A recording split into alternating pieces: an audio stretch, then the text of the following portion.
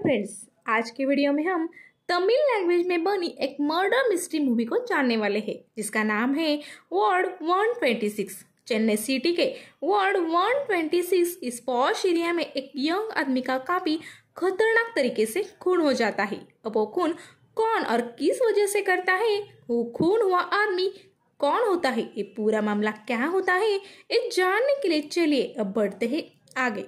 कहानी की शुरुआत वार्ड नंबर 126 इस पॉश एरिया के एक रो हाउसेस कॉलोनी में होती है, जहां एक रो हाउस की बेल एक मेड बजा रही होती है, मगर अंदर से कोई रिस्पांस न मिलने पर वो कुछ वक्त बाद लौट जाती है। लगातार तीसरे दिन भी उसे यही एक्सपीरियंस होता है, मगर आज उसे घर के अंदर से गंदी स्मेल भी आ रही थी, जिसके बाद वो पड़ोसियों को वहां बुला लाती है। पड़ोसी भी डोरबेल बजाकर मिस्टर कन्नन ऐसा आवाज देने लगते हैं, मगर कोई रिस्पांस नहीं मिलता। इसके बाद वो रो हाउस के पीछे के दरवाजे के पास जाते हैं, तब उन्हें वो खुला ही दिखता है। वहां से अंदर जाने पर उन्हें कन्नन इस यंग आदमी की डेड बॉडी जमीन पर गिरी दिखती है। उसे कई बार बॉडी पे स्टैब किया होता है और उसका प्राइवेट पार्ट भी काटा होता है। ये भयानक नजारा देखकर वो लोग डर जाते हैं और पुलिस को इन्फॉर्म करते हैं।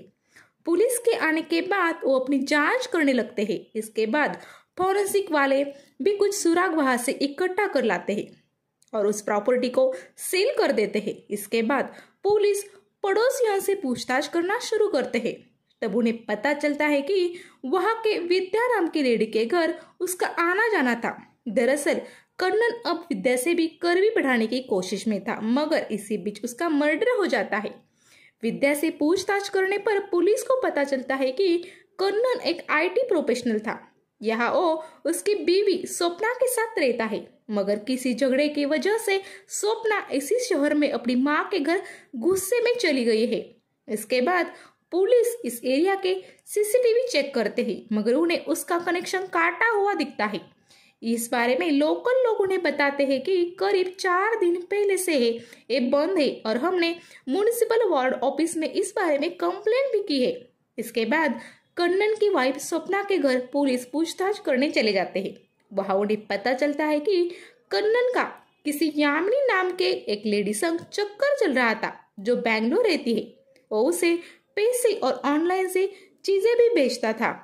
एक रोज मोबाइल चेक करने पर जब स्वप्ना को ये सब पता चलता है, तब उन दोनों में काफी झगड़ा होता है। उस वक्त वो प्रेग्नेंट भी थी। कन्नन ने उस समय जबरदस्ती से उसका अबॉर्शन भी करवा दिया, जिस वजह से स्वप्ना ने अपनी माँ को वहां बुला लिया और उनके संग कन्नन से रिश्ता तोड़कर हमेशा के लिए माँ के घर चली आई और उनका डाइवोर्स भी अंडर प्रोसेस था। यहाँ पर मिली डिटेल्स की मदद से और मोबाइल रिकॉर्ड को चेक कर पुलिस यामिनी के घर बेंगलुरु चली जाती है।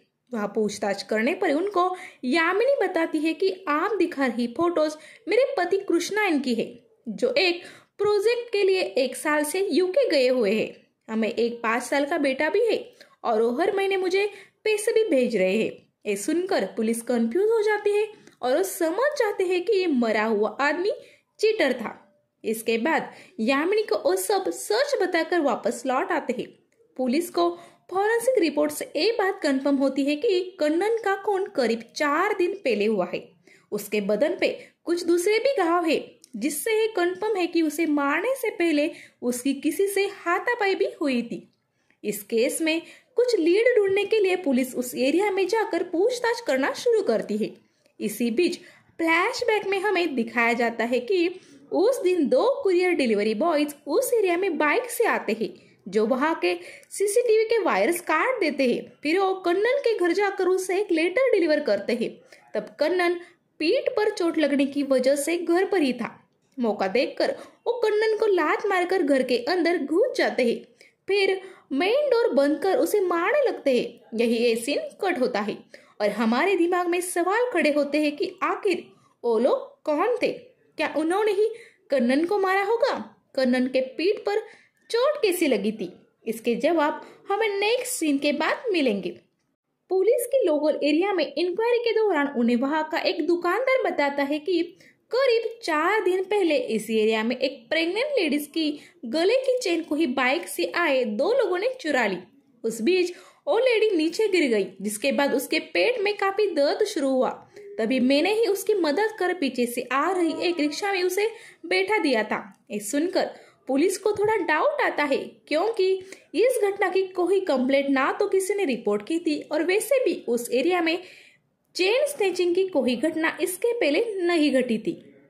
पुलिस की एक टीम उस दुकानदार को लेकर उस ऑटो वाले को ढूंढने में लगती है, तो दूसरी टीम पास के सभी हॉस्पिटल्स में जाकर 4 दिन पहले कोई प्रेग्नेंट लेडी यहाँ गिर जाने की वजह से आई थी क्या, ये जानने लगते हैं। दोनों टीम्स को कोई जानकारी नहीं मिलती, मगर कन्नन के मर्डर से इस घटना का कोई तो लिंक जरूर है, ये बात वो जान जाते हैं। फिर हमें फ्लैशबैक का और एक सीन दिखाया जाता है, जिसमें कन्नन एक रोज शाम के वक्त बाइक से अपने घर आ रहा होता है। तब उसे अचानक रास्ते के एक मोड़ पर खड़ा बूढ़ा आदमी चाकू से जोरदार वार कर देता है।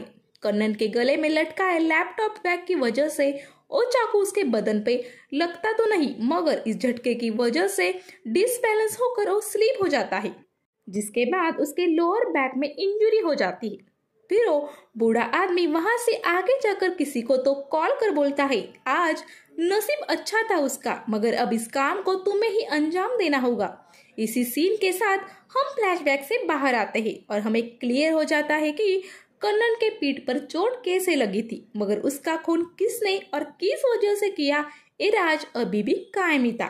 फिर हमें फ्लैशबैक में और एक कहानी दिखाई जाती है, जिसमें रोजी नाम की एक लड़की एक कंपनी में जॉब इंटरव्यू के लिए जाती है। वहाँ का एचआर जगदीश कुछ ज्यादा ही हमदर्द जताकर उसका इंटरव्यू लेता है।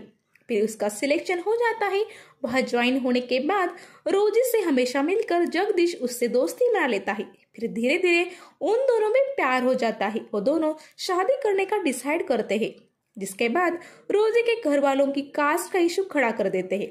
रोजी के प्यार में डूब चुका जगदीश कुछ ही दिनों में कैथोलिक बन जाता है। फिर उनकी शादी कैथोलिक ट्रेडिशन अनुसार ही हो जाती है। शुरुआती दिनों में वो काफी खुश थे, मगर एक रोज अचानक एक ऑफिस ट्रिप के लिए लंदन जा रहा हो ऐसा बोलकर जगदीश चला जाता है। फिर वो धीरे धीरे रोजी से कांटेक्ट तोड़ देता है। कई दिनों से कोई बात न होने पर रोजी जगदीश के दोस्त कन्नन से ही कांटेक्ट करती है। तब कन्नन उसे खुद का नाम गोकुल बताता है और रोजी को बोलता है, टेंशन मत लो, मैं वहाँ के ऑफिस में इंक्वायरी कर तुम्हें अपडेट देता हूँ। फिर वो अगले दिन रोजी को बताता है कि जगदीश वहाँ काम में काफी बिजी है, इसलिए तुमसे बात नहीं करा। इसी बीच हमें दिखाया जाता है कि एक पार्टी में जगदीश और उसकी बॉस ज्योति नशे के धुंध में एक दूसरे के काफी करीब आ जाते हैं। इस वजह से ज्योति जगदीश के प्यार में पड़ जाती है। वो उसे अपने संग लंदन के हेड ऑफिस में शिफ्ट होने का ऑफर देती है। ज्योति काफी बड़े पोस्ट पे थी, जिस वजह से जगदीश अपने करियर ग्रोथ की सोचकर उसके संग लंदन चला जाता है। जाने से पहले वो कन्नन को ही रोजी को कैसे भी समझाओ कि मैं अब इंडिया नहीं आऊंगा, ये बताने बोलता है, जिस पर कन्नन भी हाँ बोल देता है। अब तक हमें कन्नन का नेचर समझ आ गया था। कुछ उसी तरह और धीरे धीरे रोजी से भी नजदीकियां बढ़ाता है, जिसके बाद रोजी प्रेग्नेंट हो जाती है और गोकुल बने कन्नन को अब इस बच्चे का हम क्या करें ये पूछ रही होती है। रोजी एक रोज वही केक सिटी मॉल में कन्नन और स्वप्ना को एक साथ शॉपिंग करते वक्त देख लेती है। उनका पीछा करने पर उसे पता चलता है कि वो दोनों पति पत्नी हैं और गोकुल उसे चीट कर रहा है। फिर उसे ये भी पता चलता है कि गोकुल का असली नाम कन्नन है। इसी बीच उसे सोशल मीडिया से ये भी पता चल जाता है कि जगदीश ने लंदन में ही अपना घर ज्योति नाम के एक लेडी संग बसा लिया है, जिस पर कन्नन का कमेंट भी होता है कि finally you got what you want bro, जिससे क्लियर हो जाता है कि कन्नन को पता था कि जगदीश वहां सेटल हो गया है, फिर भी उसने रोजी के इमोशंस के साथ खेल खेला था। सच पता चलने पर रोजी के घर वाले जब जगदीश के घर उसके पेरेंट्स से मिलने जाते हैं, तब वो बोलते हैं कि जगदीश ने जब हमसे बिना पूछे अपना धर्म चेंज करवाया था, तभी से हमने उससे रिश्ता तोड़ दिया है। अब हमें उससे कोई लेना देना नहीं है।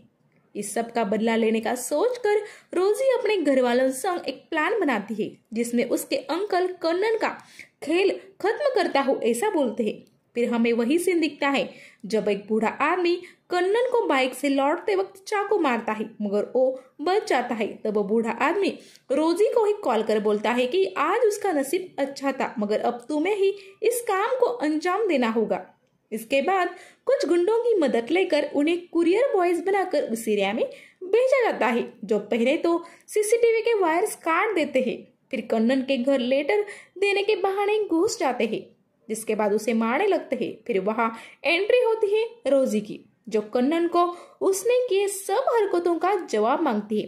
कन्नन उसे गिड़गिड़ाकर माफी मांग रहा होता है, मगर रोजी उसका प्राइवेट पार्ट काट कर उसे तड़प कर मरने छोड़ उस घर के बैक डोर से निकल जाती है। फिर वो बाहर आकर चेन स्नैचिंग का नाटक करते हैं और उस एरिया से भाग जाते हैं ताकि किसी को उनपे शौक ना हो।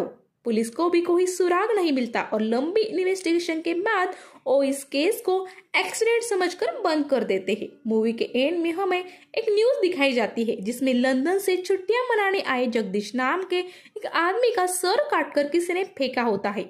पुलिस को इस केस में भी कोई सुराग नहीं मिलता, मगर हमें समझ आता है कि ये काम किसने किया होगा। इसी के साथ फिल्म यही खत्म हो जाती है। दोस्तों, आपको मेरा एक्सप्लेन कैसा लगा ये मुझे कमेंट्स करके जरूर बताइए। जल्दी आऊंगी ऐसे ही इंटरेस्टिंग वीडियो के साथ। तब तक के लिए आप सब खुश रहिए, हंसते रहिए। इसी दुआ के साथ मैं आपसे लेती हूँ विदा। Good bye.